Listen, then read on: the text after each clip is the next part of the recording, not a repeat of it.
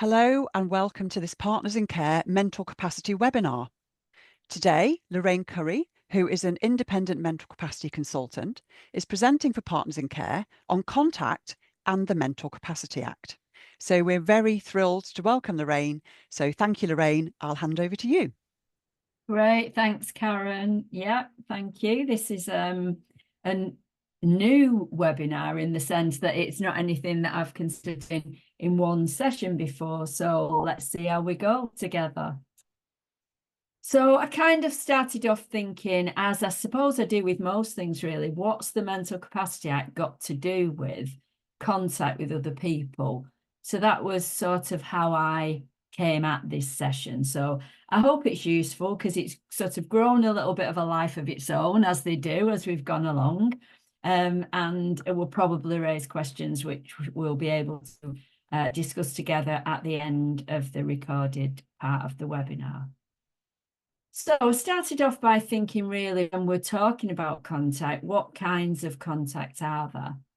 So contact's just kind of one word, but it covers a whole range of situations. So it's me with another person. It's me with other people, so groups of people. It's another person having contact with me, or other people, groups of people having contact with me. So also we talk about contact when we're talking about couples with each other. And we also talk about contact with families and family members. So I'm going to try and look at elements of these. Some of them, so for example, I'm not going to focus too much on sexual relationships because we've previously done a webinar on that, which you will already find with the rest of the information. So contact, I think, covers, like I say, a whole range of things, but it covers friendship. So there might be friends who have contact with each other, and that might change as other things in life change. Or it might be people who want to develop friendships, and that brings issues of contact into question. Obviously, sexual relationships involve contact. Contact is in the form of visitors, so people who may come to see people in care settings. There's also some things that are not so much the subject of this webinar, really. They're more Karen's area in terms of safeguarding and risks, but they still involve contact. That contact might be with groups, it might be with gangs, it might be, I've called them exploiters, just really to fit it on there, to be honest. But, you know, people who are at risk of exploiting the person we're concerned about. But contact is also about belonging, which is why it's quite an emotional subject and one that we have to be careful when we're considering it in Mental Capacity Act terms. So I looked at the dictionary, which is always a good place to start. And it gave some sort of examples of where I see contact used. So it concerns me that he hasn't been in contact. She has denied her family and refuses to have any contact with them. These are some of the things that we also might identify with in care situations. One that has probably affected us all is someone saying one of the minus points of working at home is not having social contact with colleagues. So that's something all of us experienced during lockdown, and that sort of denial of contact. One that I don't think will ever apply to us. For a few tense moments, the astronauts lost radio contact with mission control. But that's that sense of a feeling of what it might be like actually to lose contact with people that we care about, or people that provide us with security and stability. And then again, one particularly relevant to us, but after a few months' contact, the monkeys became very tame.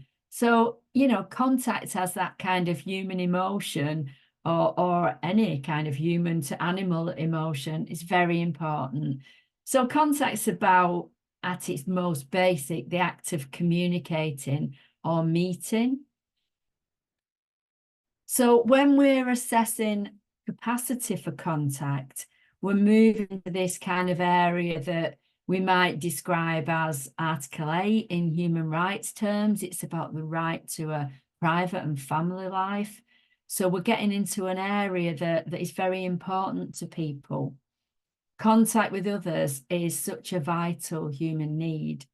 So it's a very delicate task to assess whether a person has capacity to decide whether to maintain, to reduce, or to completely stop contact with another person.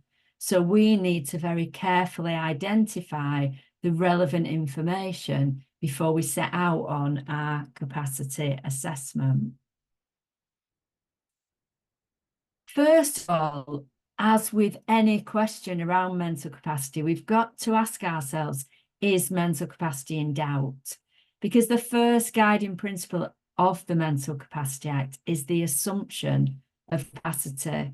So we don't jump in with both feet. We need to think, first of all, is capacity in doubt? Is there a reason to question the person's capacity in relation to contact we'll be thinking about today, but actually in relation to any question or issue that we might seek to assess capacity in relation to?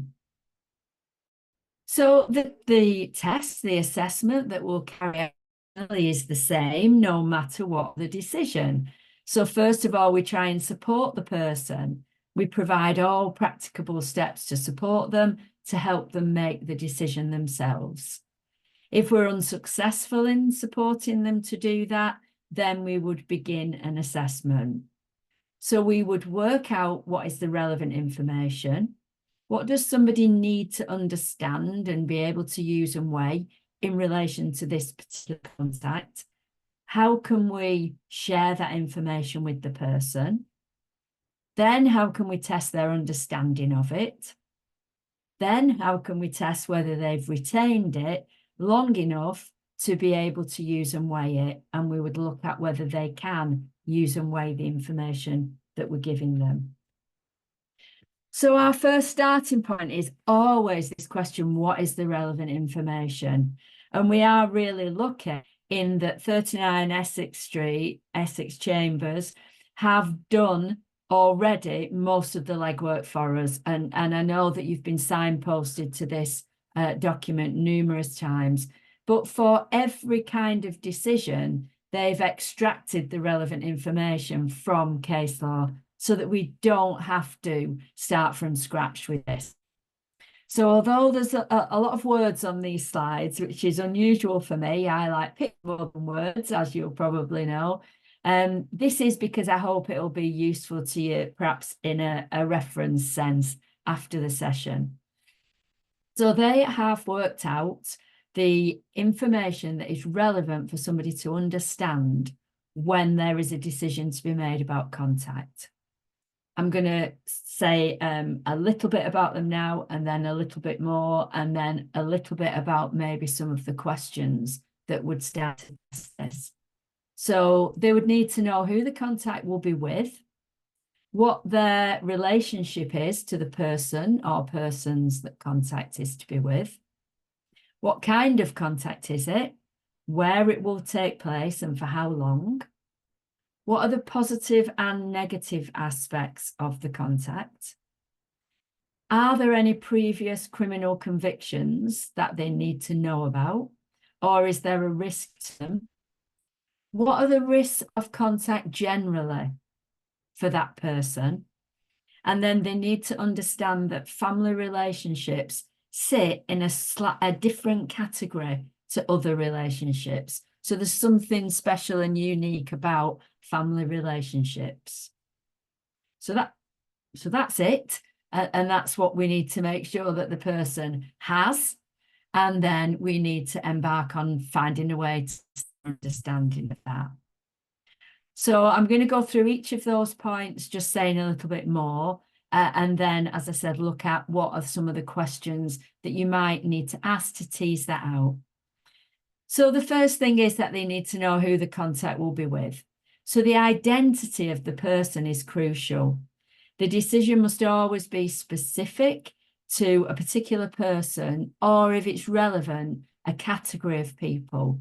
So we're not just looking at contact, you know, that wide-ranging concept. We're not looking at whether somebody has capacity for contact.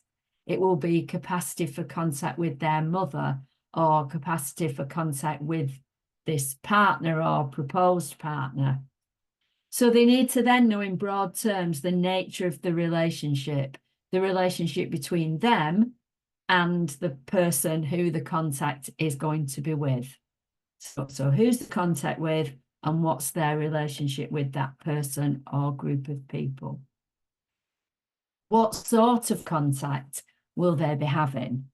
So this means we've got to look at the different locations where contact might occur. So will it be in their own home, in a private home? Will it be in a community setting, such as a cafe? Will they be having contact with someone in that person's home, and so on?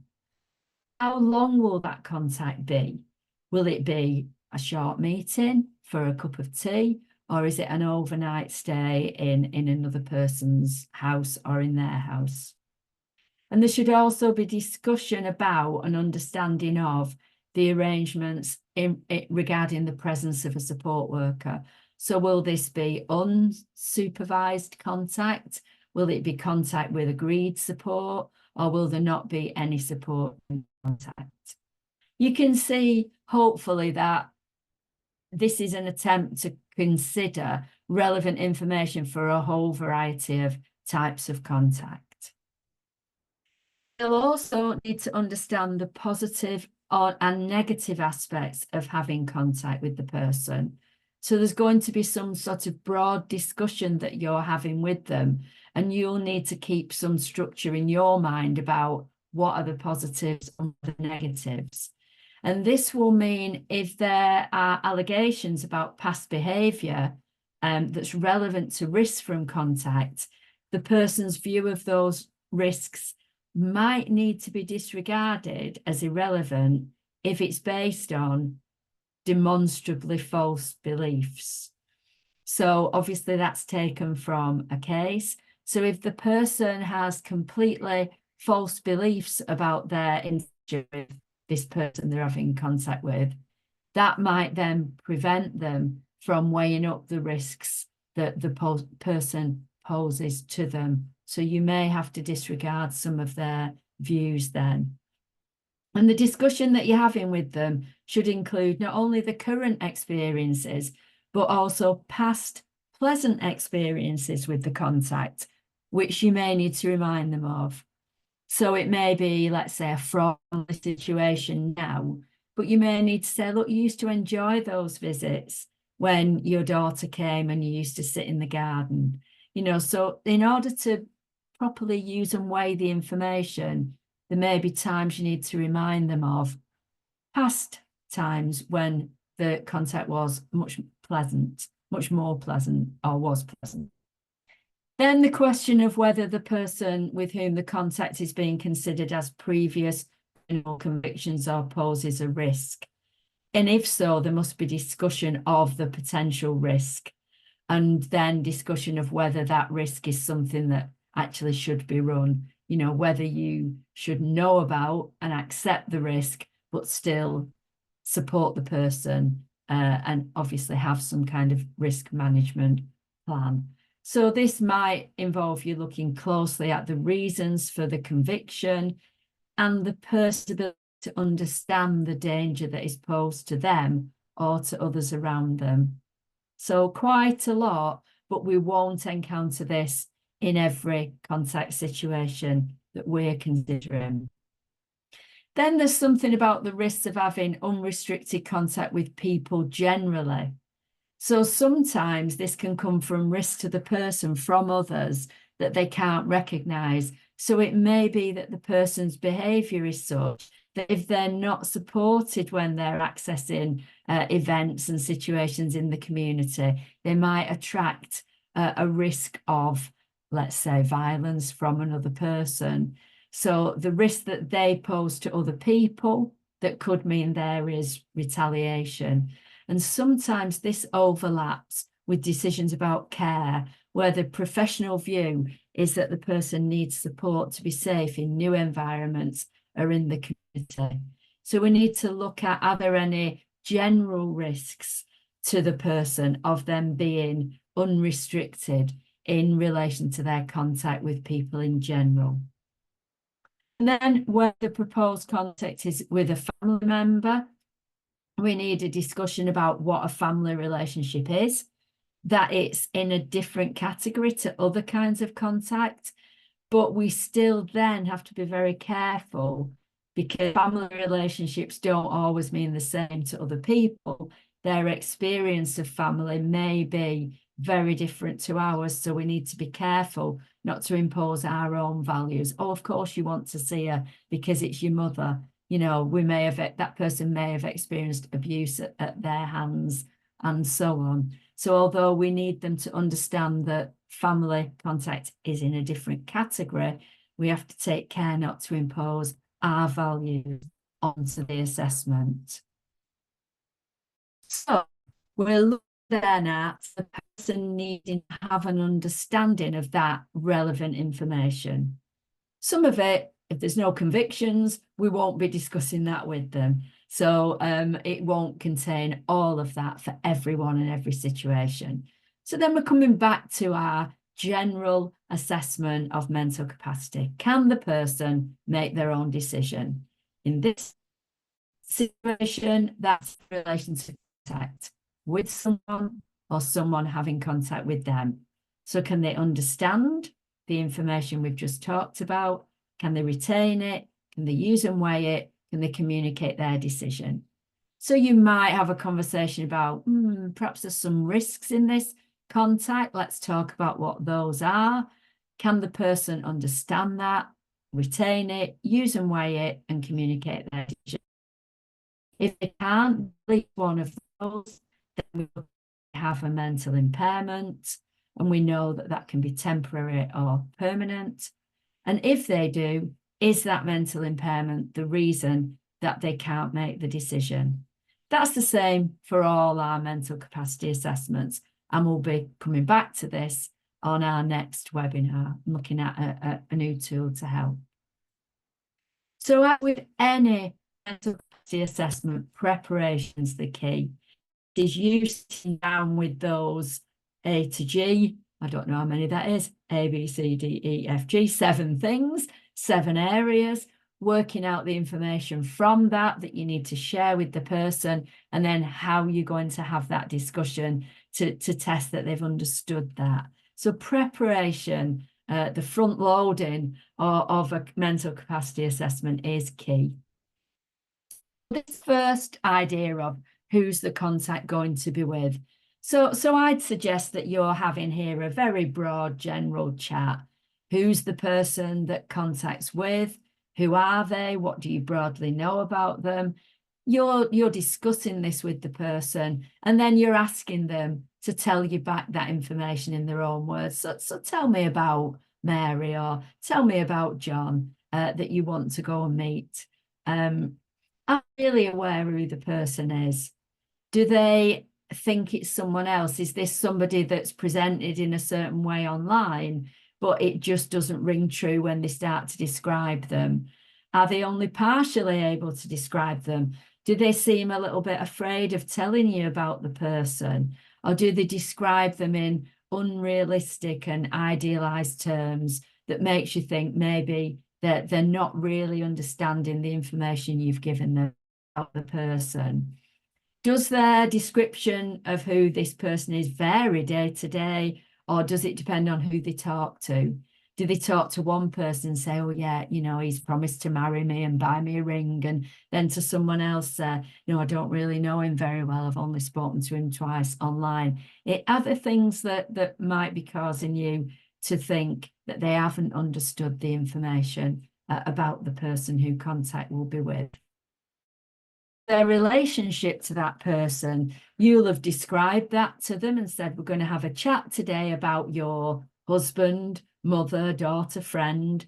Do they describe that relationship differently? Do they describe it in an over romantic or idealized way, or as something different than it is? Do they vary in who they say the person is? Do they one day say it's their husband and then the next day say that it's their son? So you're looking at understanding of that relationship. Then you're talking about the kind of contact. So you might say, I'm here to talk to you about John. I see you want to go and talk and meet John in Costa. Let's make some plans. Tell me what you think we should put in place. You might describe the plans for meeting up. When are you going and how long will you be there? Is the person realistic about those contact arrangements? So I'll text staff to say I've arrived and when I leave, or are they adding to those plans saying, oh, John's going to buy me a ring and a puppy and then we'll run away? Is the person able to consider risks? So are they able to agree to a care plan for contact, or are they just unable to consider any risks at all? No, nothing's ever going to happen to me. That's not possible. There's just not a risk. He's very nice, you know. If the contact is a previous visits have been really upsetting, are they able to look back on that in this current conversation? Oh yeah, we did argue a lot when they came last time, but that won't happen again. You know, is there an ability to look back on and consider that? The positive and negative aspects. So you might say, when your daughter came to visit last time, you were very upset afterwards and you needed some extra medication. So tell me how you think that last visit went. And are they able to say, yeah, it wasn't very nice and this is what happened? Are they able to recognize what went wrong, as well as the positive feelings that they might have got from that contact? Or do they only describe positive feelings which are at odds with the facts and the individual context? Or do they repeat back what seems to be another person's words? Criminal convictions pretty much kind of speaks for itself. It's information you will share with the person and then seek to get their views on that and lead into a conversation about risks and working together to agree support to manage risks. Or actually, do they just refuse to believe the information and because of that refuse to accept that the risks are real? And then if this general sense of the risk to the person in general, do they behave in a way that might make others retaliate against them? And are they able to understand that when you share specific examples? Are they generally safe to go out on their own? Do they get anxious, confused, or lost? And is that at odds with them wanting to go out somewhere, maybe travel on their own to meet up with someone? And do they understand the possibilities of the risk to them? And then we've already said about looking at being very careful that we're not applying our values about family to the person's views of family, but that they do accept that family relationships are in a slightly different category. I have already said we're not going to talk too much about sex because we've dealt with that before, but contact and sex are interconnected. The reasonably foreseeable consequences of contact between two people can span this sort of scale of intimacy. So it might be contact and some degree of intimacy, or contact and let's say hand holding, cuddling, right up to contact and sex. So we need to be very careful about what it is that we're in contact in relation to, because there are numerous decisions, court decisions, where the person is found to have contact for sex, but no, capacity for sex, but not for contact. So they are two separate and interconnected decisions. And it's important to recognise that a person might have capacity to make decisions about sex or marriage, but at the same time lack contact with a particular person. Sex and marriage are more about rights to have sex and more about the status of being married, whilst contact involves us to think about the specifics of how that contact might take place and what are the risks of it taking place. So the process, as ever, of assessing capacity is the same, but there'll be different factors to take into account for these two decisions.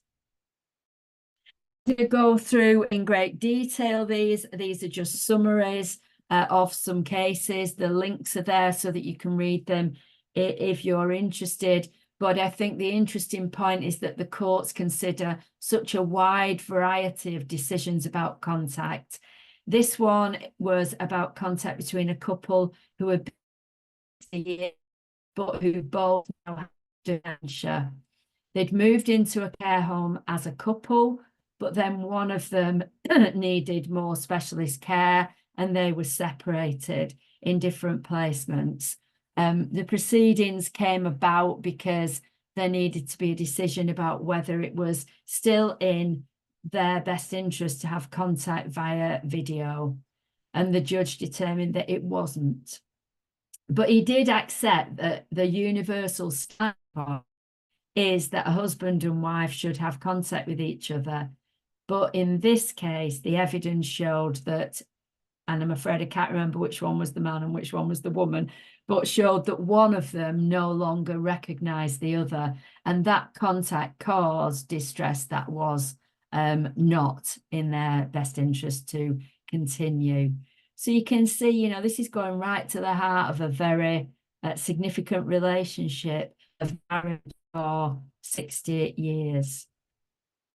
The case was about an injunction which was to protect a mother from being exposed to conflict by and with her son and other siblings. So this was a very long ongoing case.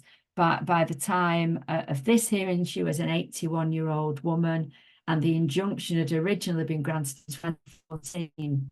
It remained in place and was up for renewal. So the son was broadly prevented from visiting her outside of a specified time and forbidden from instructing anyone else to assess her without authority. The son had very different views on his mother's diagnosis and so on, and intended to subject her to assessments which the says whether physical or not, and that doing so without some form of consensus would be harmful to her. The reality here is there's an extensive team around this woman who are far better acquainted with her and her medical needs than the son. So that was about quite severely restricting contact and in the form of an injunction. This one is about the best for a 6-year-old woman to be deprived of contact with her mother. And again, quite recent, and there are a few of these quite recently, really, where the mother is at odds with the general sort of views of the rest of the clinical and the care team. And so it was concluded that it was contrary to face-to-face over the next few months. While she said she enjoys seeing her mother, the overwhelming balance of the evidence is that it's currently harmful to her. So these are going right to the heart of some really, you know, mother and daughter, son and mother, husband and wife. And I do recommend that you, and this one is one which if you click on the link, you'll be able to go to about this. This was about restrictions in place and a request for unsupervised contact at Christmas. It was restricted contact between a mother and daughter due to the daughter's behaviour towards her mother. There was an expert in coercive control who felt therapeutic work could be provided that would improve the relationship, but the cost going forward. So the judge ultimately decided there would be 2 hours of unsupervised contact and 6 hours on Christmas Day, with the expectation even then that another person was present. And there was specific orders about not bringing up care homes or Switzerland. You can read between the lines there, or anything else that you've brought up in the past. Don't do that. It will become evidence, and then it becomes even less likely you'll continue with unsupervised contact. So the judge is being very prescriptive here about when, how, and what that contact should look like, and what it, in fact, even the conversations. So what kind of contact do you encounter? I imagine that these are family visits that upset the person who doesn't want contact with their family. Person might go and want to meet someone, aware of the risks. They may have met someone online that you've got concerns about. They may want contact for intimate reasons, or friendships might turn into a need to limit. One of the things that has been suggested going way back, and again, there's it's quite wordy, but that's because I can give you this in a word version as well. So it's about the idea of imposing contact contract, and it's a lot easier to write than it is to say. So this is where you may have concerns about contact in a care home setting, and you can use this as a framework to consider putting some conditions in the form of a contact contract, and then the person you're concerned about sort of signs that they will agree to go along with that. It's something to try before thinking about having to go to court with these situations. So to do that, it's important that the conditions that you impose are reviewed and are not set in stone. If, for example, the person has medical needs and moves to being an end of life, then you would review that contact contract, because a person's health might deteriorate quickly. And even if people have been excluded before, then it might be different in an end of life situation. Sometimes even then it's not in the person's best interest, but it's about reviewing it in that scenario.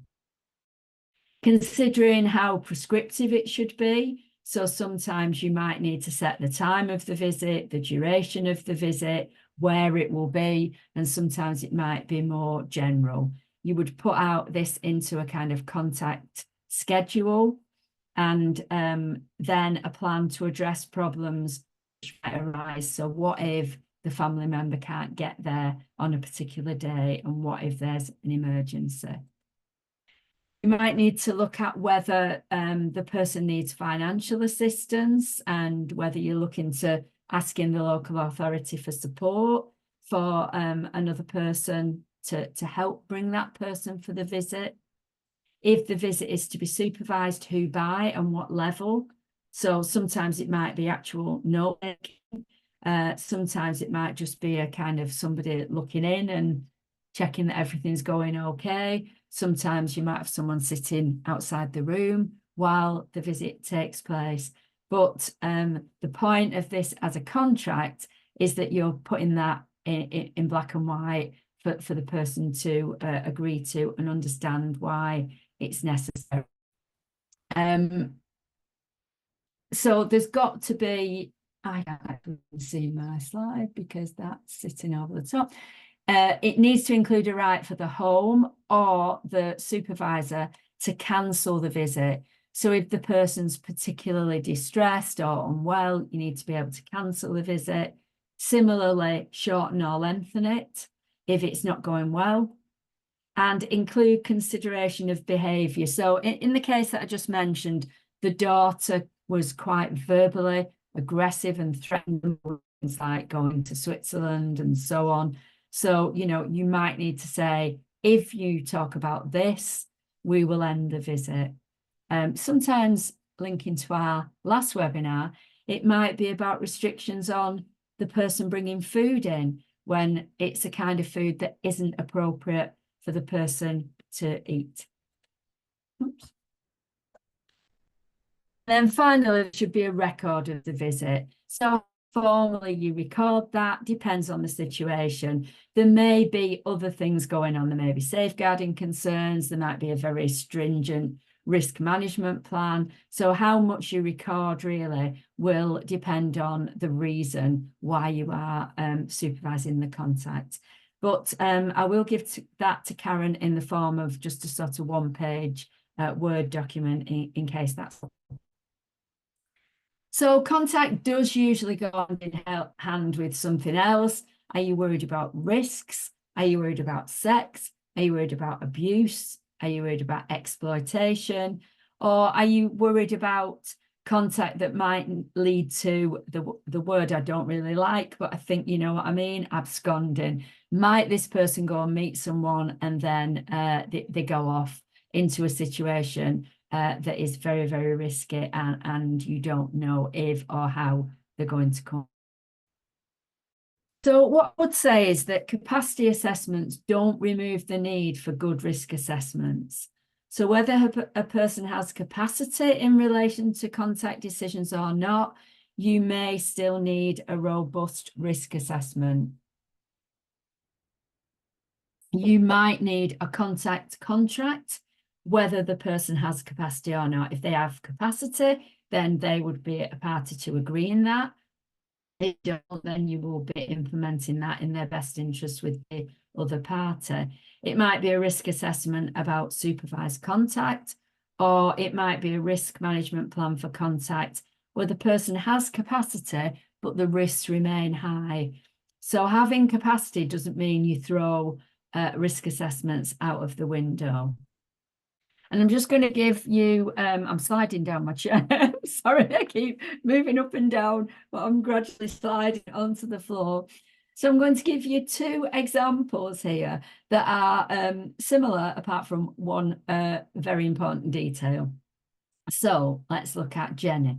Jenny has met a man online. They've communicated for a while and now want to meet in person. You've considered Jenny's capacity in relation to contact and feel that she doesn't understand the risks and she can't use and weigh the information. You agree that it's in the best interest to develop friendships. So together you agree a risk management plan. Because it's the first meeting, two members of staff will park in the car park. They won't interfere unless Jenny rings them or they see anything of concern. Jenny's advised it's not a good idea to leave the cafe as it's a first meeting. Staff agree that they will get involved if the couple start to leave the cafe, acting in her best interests. Jenny says that she's happy for staff to do this, but we also know she doesn't have capacity to understand these risks of contact. She also understands that staff will consider with her if future visits may be more private. Okay, so we've got somebody making a friendship online, wanting to move that friendship on to a coffee in a cafe, not having capacity to understand the risks. Consequently, they're still developing a risk management plan about being in the car park and about how and when they would intervene. Same example, Jenny has met a man online. They have communicated for a while and now want to meet in person. You have considered Jenny's capacity in relation to contact and feel that she understands the risks and can use and weigh the information. Together, you agree a risk management plan. Because it is the first meeting, two staff members will park in the car park. They won't interfere unless Jenny rings them. Jenny agrees it's not a good idea to leave the cafe as it's the first meeting. Staff agree that they will check with Jenny if the couple start to leave the cafe and offer advice. Jenny agrees that she is happy for staff to do this. She also agrees that future visits may be more private. So the point I'm trying to make there is that in one scenario, she lacks capacity, in the other, she has it. But in both scenarios, the risks exist. And so in both scenarios, there is a risk management plan. Capacity or incapacity still requires support. Just as there are lots of different types of contact, there are lots of different types of support. At one extreme, it might be about safeguarding plans and risk management, but at the other end, it might be about support using someone else does. It might be helping someone with a dating site or supervising family visits. At that point, I'm going to stop. So we'll stop the recording and then we'll take questions. So just before we stop the recording, thank you, Lorraine. There's a lot to consider there. And the courts have also looked at online contact and social media often as a separate issue to physical contact. So we'll drop some links in for everyone to have a look at after the session around that as well. Thank you, Lorraine.